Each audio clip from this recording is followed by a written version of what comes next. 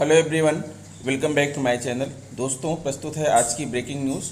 योगी सरकार भी इसी माह दे देगी 16 लाख राज्य कर्मचारियों को महंगाई भत्ता, वित्त विभाग ने शुरू की तैयारी। स्कूल में मानक से अधिक मिली खेलकूद किट, प्रधान शिक्षक निलंबित।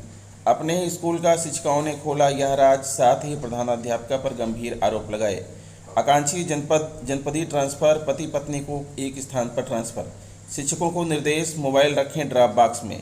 शिक्षकों को पता ही नहीं कितनी हुई वेतन से कटौती। पति के साथ घर लौट रही महिला शिक्षा मित्र से लूट। आइए देखते हैं दोस्तों खबरें विस्तार से। जी हाँ दोस्तों, आप देख पा रहे हैं खबरें विस्तार से किंग्समैन यह यूट्यूब चैनल पर। योगी सरकार भी इसी माह दे सकती है 16 लाख राज्य कर्मचारियों को महंगाई भत्ता, वित्त विभाग ने शुरू की तैयारी। केंद्र सरकार ने केंद्रीय कर्मचारियों को महंगाई भत्ता यानी डीए में 3% की वृद्धि की मंजूरी दे दी है। इस बढ़ोतरी का फायदा 47 लाख कर्मचारियों और 68 लाख पेंशन भोगियों को होगा। इस फैसले के बाद अब उत्तर प्रदेश के 16 लाख राज्य कर्मचारियों में भी मूल वेतन का 34% डीए और 12 लाख पेंशनर्स को इसी दर से महंगाई राहत डीआर पाने की आस लगी है।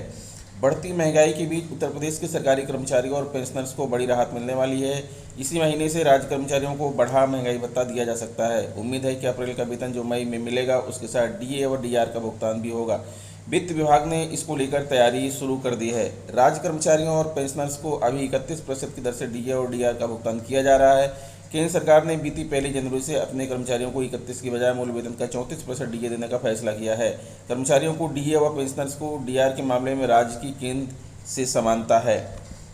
इसी आधार पर राज्य कर्मचारियों को बढ़ा महंगाई भत्ता पाने की उम्मीद जगी है। केंद्र के फैसले के बाद राज्य सरकार के वित्त विभाग ने भी इसी दिशा में तैयारी शुरू कर दी है।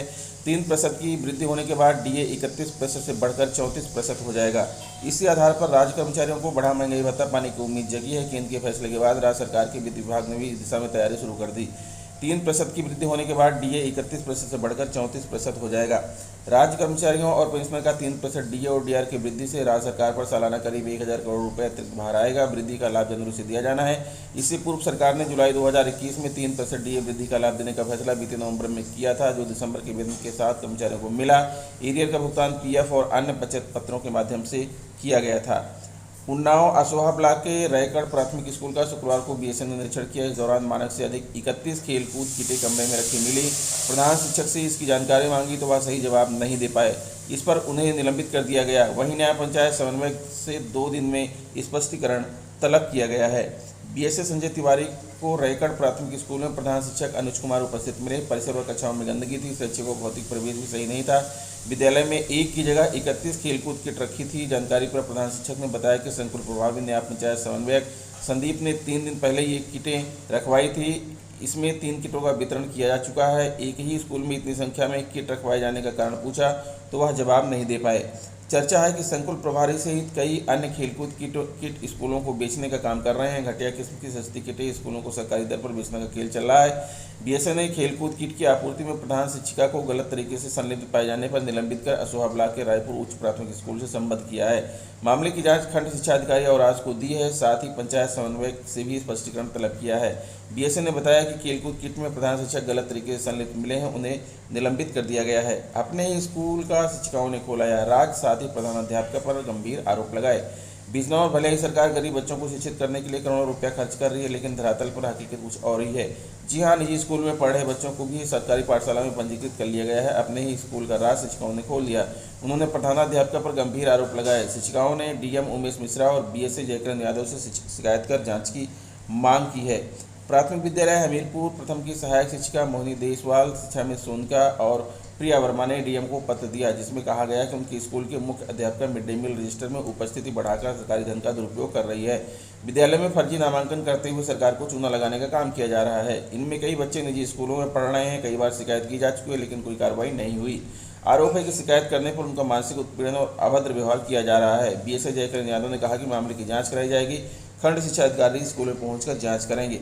आकांक्षी अंतरजनपदीय ट्रांसफर, पति पत्नी को एक स्थान पर ट्रांसफर और सामान्य अंतरजनपदीय ट्रांसफर को लेकर माननीय बेसिक शिक्षा मंत्री संदीप सिंह जी से मुलाकात। आज बेसिक शिक्षक वेलफेयर एसोसिएशन के प्रदेश अध्यक्ष डॉक्टर महेंद्र कुमार यादव के नेतृत्व में संगठन का एक प्रतिनिधिमंडल बेसिक शिक्षा मंत्री माननीय संदीप सिंह जी से उनकी 2 माइल एवेन्यू आवास लखनऊ पर बुके देकर बेसिक शिक्षा मंत्री बनने पर मुलाकात कर बधाई और शुभकामनाएं दी। साथ में बेसिक शिक्षा और बेसिक शिक्षक समस्याओं पर भी चर्चा की। जिसमें आकांक्षी अंतर जनपदीय ट्रांसफर, पति पत्नी को एक स्थान पर ट्रांसफर और सामान्य अंतर जनपदीय ट्रांसफर को लेकर प्रदेश अध्यक्ष डॉक्टर महेंद्र कुमार यादव ने बात रखी। इस पर बेसिक शिक्षा मंत्री महोदय जी का सकारात्मक जवाब रहा, जिसमें आकांक्षी जनपद को भी सामान्य अंतर जनपदीय ट्रांसफर में शामिल करने सहित बेसिक अध्यापकों के अन्य समस्याओं का निराकरण करने का आश्वासन भी माननीय बेसिक शिक्षा मंत्री द्वारा दिया गया, जिस पर बेसिक शिक्षक वेलफेयर एसोसिएशन के प्रदेश अध्यक्ष डॉक्टर महेंद्र यादव ने बेसिक शिक्षा मंत्री जी को धन्यवाद ज्ञापित किया।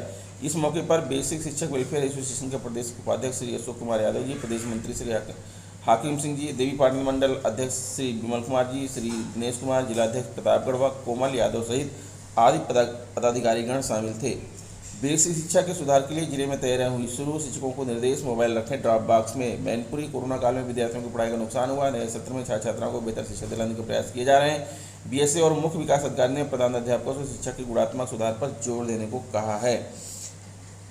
बीएसए कमल सिंह ने शिक्षा सत्र के पहले दिन गूगल मीट के माध्यम से खंड शिक्षा अधिकारियों के साथ बैठक की, निर्देश दिए कि शिक्षा में गुणात्मक सुधार लाया जाए। सीडीओ ने साप्ताहिक बैठक कर बेसिक शिक्षा के गुणात्मक सुधार पर चर्चा की। मोबाइल रखें ड्रॉप बॉक्स में। बेसिक शिक्षा में सुधार के लिए आवश्यक है कि शिक्षण कार्य करते समय अपने मोबाइल ड्रॉप बॉक्स में रखें। निरीक्षण के दौरान यदि शिक्षक शिक्षण के कार्य के समय मोबाइल पर बात करते पाए जाते हैं तो उनके विरुद्ध दंडात्मक कार्रवाई की जाएगी। अविनाश डीएम तैयार करेंगे मॉडल स्कूल। खंड शिक्षा अधिकारियों को क्षेत्र में एक ही कंपोजिट विद्यालय को मॉडल स्कूल बनाने के निर्देश दिए हैं।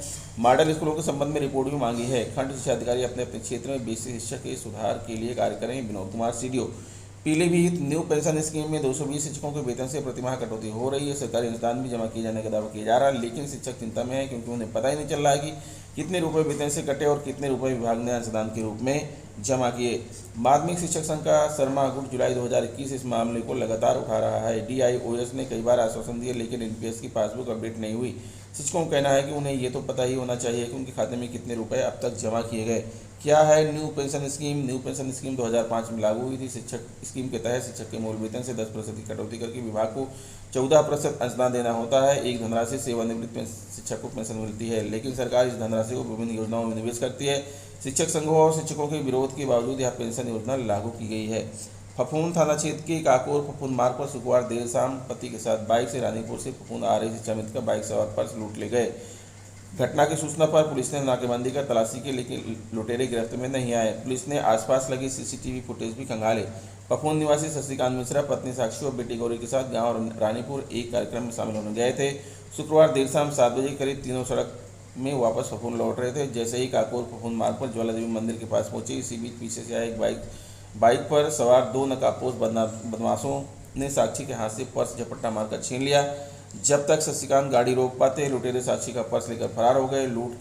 लूट होने की जानकारी पुलिस की दी। मौके पर पहुंची पुलिस को साक्षी ने बताया कि वह कोठीपुर गांव के स्कूल में शिक्षा मित्र हैं।